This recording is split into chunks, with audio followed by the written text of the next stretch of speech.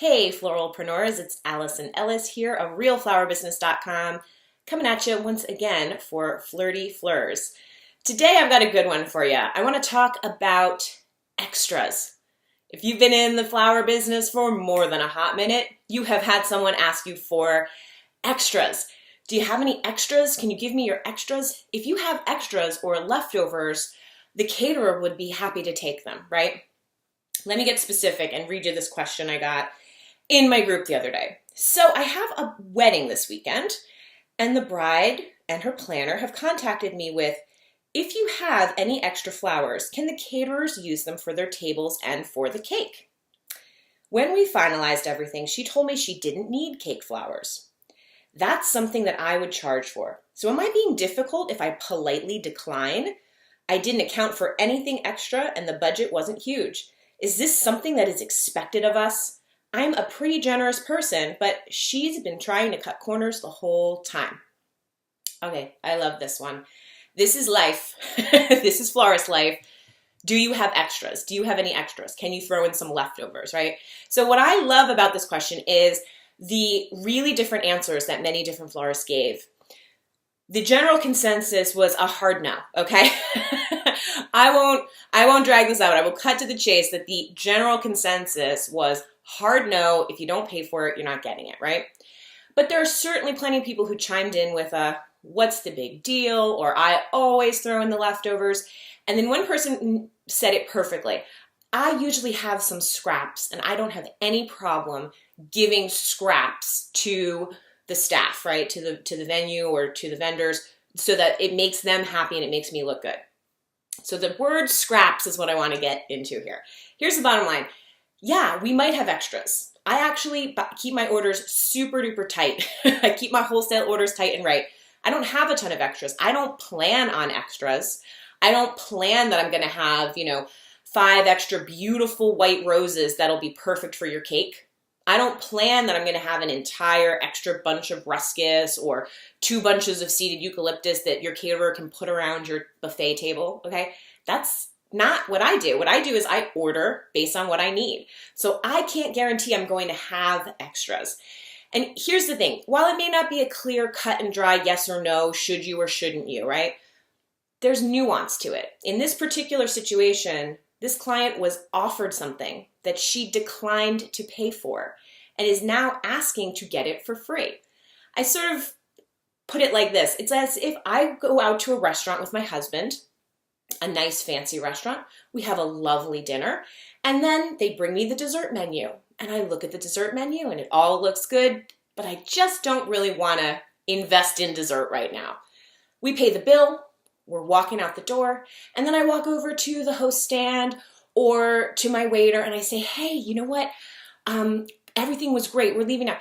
Do you have any cake in the kitchen? Or I noticed you had some ice cream or some pie. It doesn't matter what it is, just anything left over. If you have an odd piece, if you got you sold the whole cake, there's only one piece left. If you want to just give that to me for free, I'll just take those scraps with me, right? I'll just take that with me.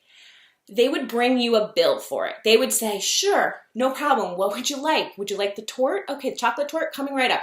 Here's your bill for the $6 piece of cake or whatever it is. They wouldn't say, oh, well, this person already spent $150 on dinner and let's throw in this $6 piece of cake. It doesn't work like that, okay? You're the restaurant, you're the business. You're not a person who has free flowers. And if you do, good for you. If you are you know what, I have no problem doing that. This person has been a pleasure. I have more than enough money. I know for a fact that I had to buy 25 roses and I know I only need 20 of them. So I'll have a few things left over. If you want to do that, that is fine. This is your business and you can run it however you want to, right?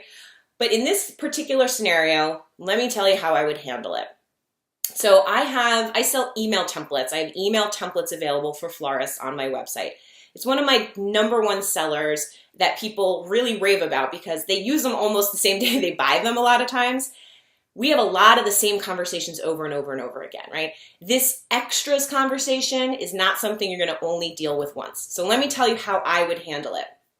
Particularly this scenario where She was offered the flowers, she declined to pay for them, and now they would like some extras. I always lead with a positive. I always keep it light. Hey, planner, bride, caterer, whoever is looking for something free from me, dear you, I'm so looking forward to doing this event with you. If you already have the flowers, like this is 3 days before the event, I just got your flowers in, they look so beautiful, I'm getting to work, right? We're engaged, we're keeping it like, we're psyched on this. And then you hit them with the truth. I can't guarantee that I will have extras. And I would also be so clear with them that they already declined this. I would say, as I look back through my notes, I offered you cake flowers, which you declined to order. Would you like to add them on now?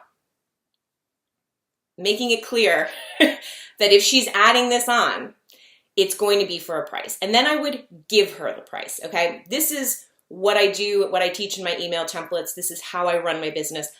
Always close the loop. There's never an open-ended question at the end of an email like this.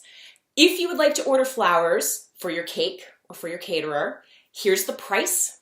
Send them the invoice or the bill. Let me know by the end of the day today. Or, even better, let me know by 3 p.m. today if you would like me to add these on for you. You have to be super clear on what action you need them to take from here. And again, I just want to go back to the word scraps. If someone wants scraps, okay, that's possible. I can give you scraps, but you will be waiting until I am done completely with everything. That means I'm done checking centerpieces, I'm done with my arbor, I'm done with any on-site work that has to be done. And now that I'm done, you can get whatever is left. This may be one hydrangea that's mostly wilted. It may be roses that have been a little bit beat up in the bucket going back and forth from the car to the venue, to across the hill to the arbor, to back to the venue, right?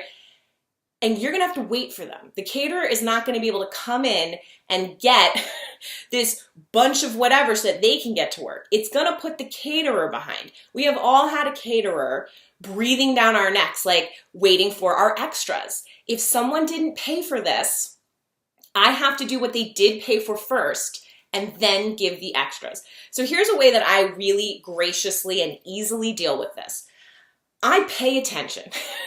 If there's a venue that I go to and I know that the catering staff almost always wants some extras, I'll just bill the client for those flowers. $50 flowers for the caterer. I know your caterer always wants something, and so I'll build that in for you. Never do they bat an eye at it. If this is like an arrangement that we have, if I understand what the caterer needs and we work together seamlessly, they'll pay for those flowers, okay? So don't be in a situation where you're like, this caterer always asks me for. If this caterer always asks you for, then you should be prepared to bill your client for. And if your client declined to order something and now would like any extras you have the power to say to them, I cannot guarantee you extras. So if you want it, here's what it costs. And bill them and make them pay you ahead of time. That is how we do this thing, okay? You can run your business with heart. You can run your business however feels good for you. But when you have a client who's been nickeling and diming you all along and you're still happy to work with them and then they're looking for this extra, it can put you in a mood. It can just put you in a mood. So I just want you to know you don't have to be in a mood.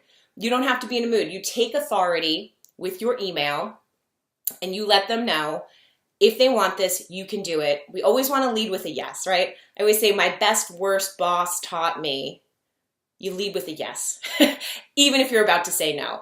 I'm so looking forward to working with you, but I don't have any extras for you, right?